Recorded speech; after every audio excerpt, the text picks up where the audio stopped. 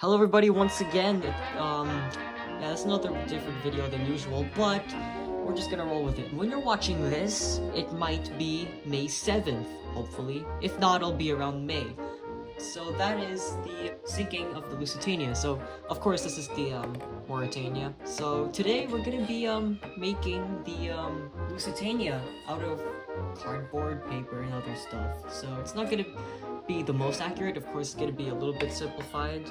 Let's just get on with it. Alright, so before anything, ignore the crusty old computer I'm using. First, we have to sort of trace out the, hull of the ship. And we're gonna now just carefully trace this onto some paper. And then we'll apply it to some cardboard, and I'll also do the same for the top view.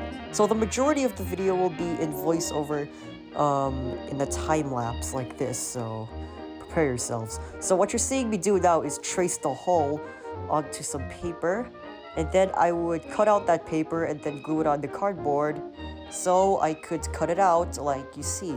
And as you can also see, I'm not good at filming it. Anyways, I cut those pieces out and then I glued them onto each other. So let's get back to making more internal framing so we can place down like the actual sort of plating of the hull, and then we'll go from there. So after that tiny break, I started to make some bulkheads and cut them out into the needed shape so that when I put the thick paper on it, it would stay in the shape of a hull and would not cave in on itself. And then you're seeing me put on that paper right now. And the bulkheads sort of help keep the ship's shape. So yeah, I would do this in sections. While I am assembling the superstructure, let me tell you about the disaster itself for a bit. So of course on May 7th, 1915, the RMS Lusitania was sunk on its voyage from New York to Liverpool after it got hit by a torpedo by the U-boat U-20 during the First World War, and it killed about 1,100 of its passengers out of the nearly 2,000. Okay, so now that we have the superstructure in place, you can definitely see how it's starting to look like her sister here. So we're gonna do basic painting, we're gonna add a few of the deck fixtures, and then after that we'll go on to the other stuff like lifeboats, the air vent and duct tuba looking things, then the funnels, and then, you know, so yeah, let's get back to work. By basic painting, I meant first covering most of the ship in a white paint, and then after I did that, this was followed up by painting the decks a tan color. So of course I was just winging it here without using any masking tape because I just kind of felt lazy here and I just didn't really feel like masking a whole bunch of parts of the ship. And then after that I started to attach some of the deck fixtures, which were the cranes and a few of the bollards and other stuff. And this is where the super glue sticking to fingers problem started to come. But unfortunately this problem would become worse later. In the meantime, I started to work on the funnels, and here you can see me gluing on some detail here. Now, I was only able to attach 2 of the sort of bumps that the funnels had, but they had like 3 in real life, but the scale I'm working at, I couldn't simply do it. And now after I attached those to the superstructure, I painted them a pretty dark gray. Well, of course in the photos it looks black, but I've seen some sources where it said it was more of dark gray.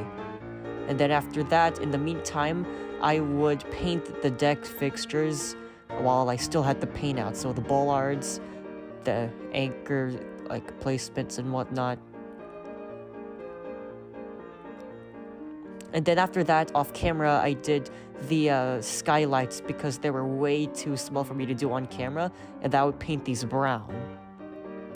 I would dot them with black so I could simulate windows, and then I would place those around the areas where I saw they were placed on the deck of the ship. Now, of course, this was a little bit tricky. as some of them were in between the funnels, and there wasn't really much space to work with, but I was able to fit them. Okay, at this point in the build, now it's really starting to come together. You put these two side by side, you can definitely tell that they are sister ships. Now comes one of the most laborious, tedious, and probably the most difficult task, and now it's making all of the sort of tuba things. Look how small that piece is. Look at it. Oh, literally almost fell through my fingers. Right there. Oh, okay. Well, alright. And keep in mind I have to make like 30 of those, so wish me luck.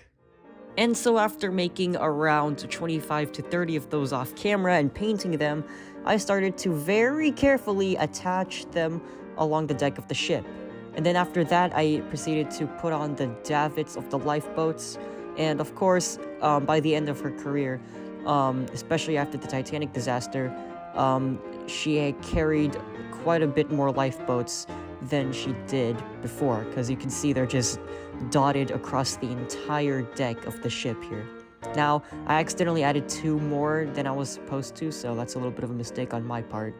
But in the meantime, let's take a bit of a look here to appreciate the sort of tiny details that I put, because look at them. I mean, they're not like the best details, but, you know, they're pretty decent, I guess, for the scale.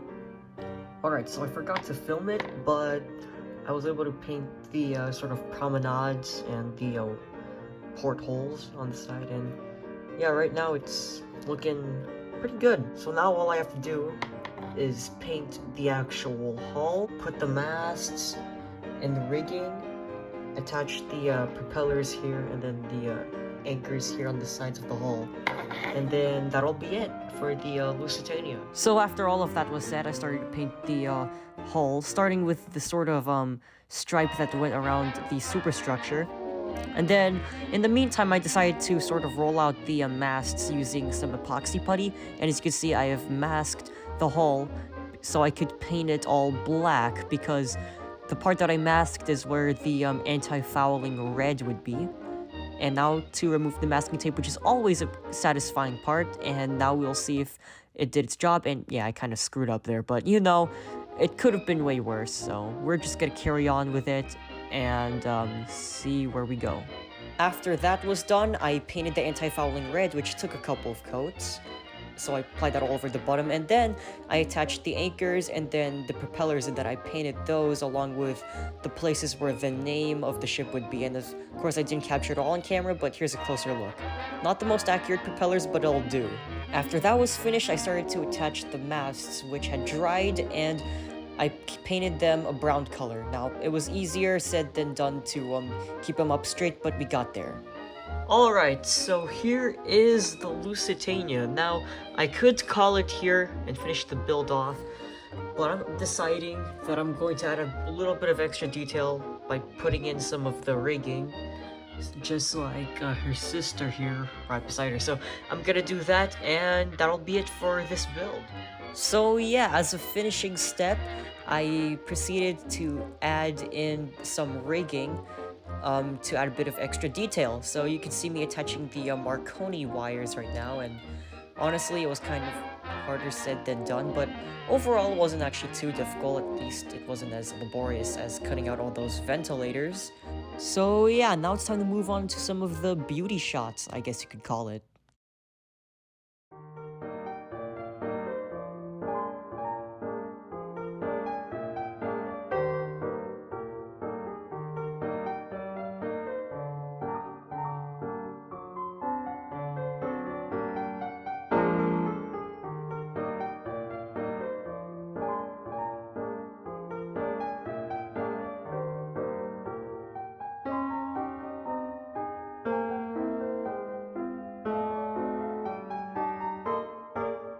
Alright, so that'll do it for this build of the RMS Lusitania in her configuration during her sinking on May 7th, 1915. Yeah, this has been pretty fun. Let me know if you want more videos like this, because I'm just doing this for fun, but if you guys would like to see more ships be made, comment down below.